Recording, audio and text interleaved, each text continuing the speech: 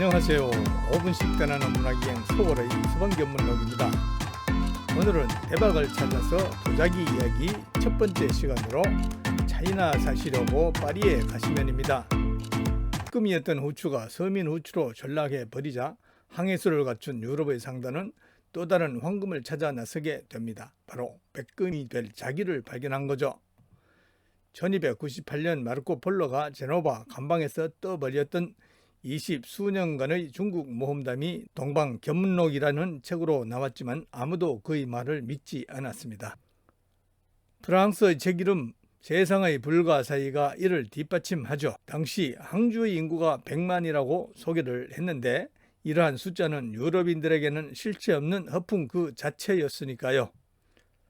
로마 인구가 5만이었다니 이해가 될 것 같기도 하네요. 이 동방견문록의 이탈리아어 책 이름이 100만인데 바로 허풍이라는 뜻이죠. 그런데 이 불가사의와 허풍 속에 바로 중국 자기 이야기도 끼어 있죠.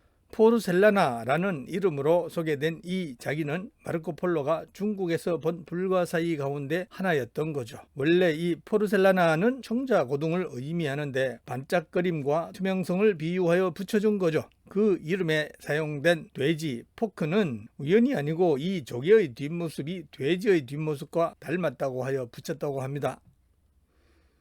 로마인들은 또 짓궂게 비너스의 조갑이라고도 불렀다고 하네요. 요즘 같으면 미투에게 잡혀갔겠죠. 이 이름을 널리 차용하여 이탈리아, 포르투갈, 스페인, 독일, 네덜란드, 프랑스, 영국 등 유럽의 대다수 국가들이 사용하고 있습니다. 그런데 왜 우리는 차이나라고 쓰고 있습니까? 이 이야기는 타임머신을 타고 후진을 해야 답이 나올 것 같네요. 우리가 도자기라고 하면 도기와 자기를 함께 말할 때 사용하는 용어인데 사이에 토기와 석기가 또 있다고 합니다.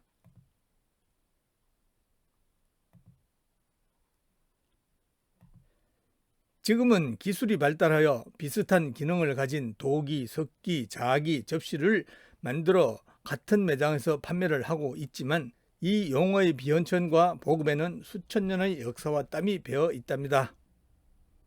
문화권에 따라 지역에 따라 조금씩 차이가 있지만 일반적으로 토기는 유약을 사용하지 않고 낮은 온도에서 구워 방수가 되지 않고 도기는 유약 덕분에 방수는 되지만 낮은 온도에서 구워 깨어지기 쉽고 석기는 고온에서 구워 단단하나 고령토를 사용하지 않아 두껍고 무겁답니다. 고령토로 만든 자기야말로 세라믹의 꽃이죠. 가볍고 얇고 단단하고 반짝거리니 모두들 가지고 싶어 하죠. 마르코 폴로가 북경까지 가는 데는 산 넘고 물 건너 3년이 넘게 걸렸죠.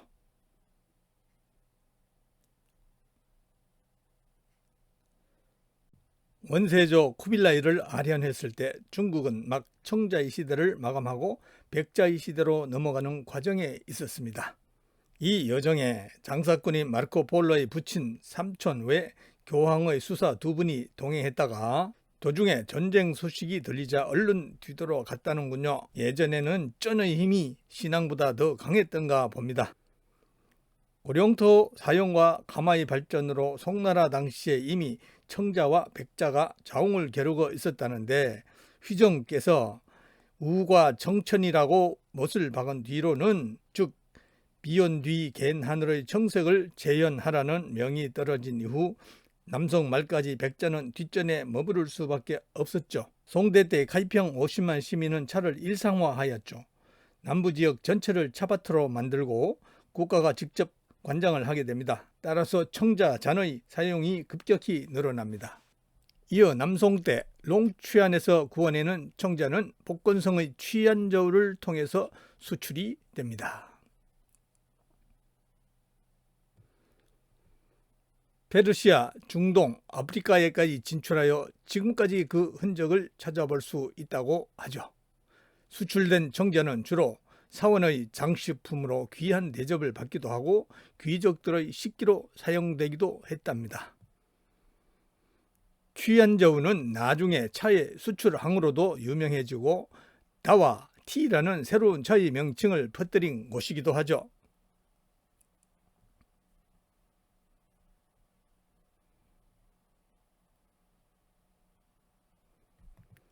인도에서는 계급 간 공용을 금지하는 카스트 제도 때문에 지금도 일회용 토기 찻잔을 사용하는데 청자만은 예외로 두어 여러 번 닦아서 사용했다고 하네요.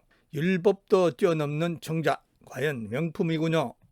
9세기부터 시행된 이슬람의 금은 접시 사용 금지가 청자 보급에 일조를 합니다. 청자 인기가 높자 각 문화권에서는 모방품이 쏟아져 나왔다는데요. 이 모방은 지금도 현재 진행형이라네요. 모방할 수 없는 이유는 우선 고령토가 없고 또 가마의 온도를 올릴 방법을 찾지 못했기 때문이죠. 이슬람이 후초의 중개무역으로 막대한 부를 축적하여 동로마 제국의 알렉산드리아를 정복하고 642년 세운 이집트의 첫 수도 푸스타트는 새로운 비단길 무역의 중심지로 부상하여 중세까지 지중해의 보물 창고가 되는데 송으로부터 배로 실어나른 자기도 그 중에 있었죠. 그런데 십자군이 쳐들어와 도시가 함락될 위기에 놓이자 1168년 도시 전체를 기름폭탄으로 자폭시켜 2달 가까이 화염에 쌓이도록 했다네요. 몇 년 전 이 도시에 대한 발굴 조사를 했더니 70만 점의 도자기 파편이 나왔고 그중 0.6%는 진품이고 나머지는 모두 모조품이라고 합니다. 그만큼 귀한 물건이었고 이때 이 청자를 친이라고 불렀답니다. 그럼 여기서 우리가 사용하는 차이나가 태어났을까요? 아직 확신이 서지 않는군요. 자기 이야기는 계속됩니다. 끝까지 시청해 주셔서 감사드립니다. 다음 시간에는 대박을 찾아서 도자기 이야기 차이나 사시려고 파리에 가시면 2부로 이어집니다.